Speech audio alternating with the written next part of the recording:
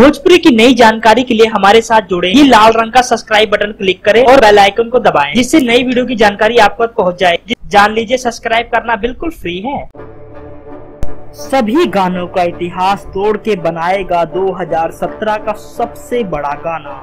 जी हाँ दोस्तों, जैसा कि आप लोग जानते हो, सबसे बड़ी फिल्म निरहुआ हिंदुस्तानी 2 को देखने के लिए लोग बहुत उतावले हैं और दोस्तों जल्द से जल्द मांग कर रहे हैं कि निरहुआ हिंदुस्तानी को सिनेमा घरों में रिलीज कर दिया जाएगा। दूसरी तरफ दोस्तों मांग है सिनेमा घरों में नहीं दोस्तों, दूसरी तरफ मांग है यूट्यूब पर इस फिल्म के जल्दी से जल्दी गाने रिलीज किए जाएं। दोस्तों बहुत लोग उतावले हैं इस फिल्म के गाने को सुनने के लिए, इसलिए दोस्तों आज हम लाए हैं आपके लिए एक निरहुआ जी के एक गाने का रिव्यू। दोस्तों जैसा कि आप लोग जानते हो और जैसा कि आप लोग इसमें देख रहे हो, संचिता बनर्जी के साथ निरहुआ जी इस गाने में रोमांस करते हुए नजर आएंगे। और दोस्तों इस गाने का ट्रैक ये होगा, जूझा गरीबी से बिहार तू का प्यार सो जाता। दोस्तों इस गाने का ये नाम होगा।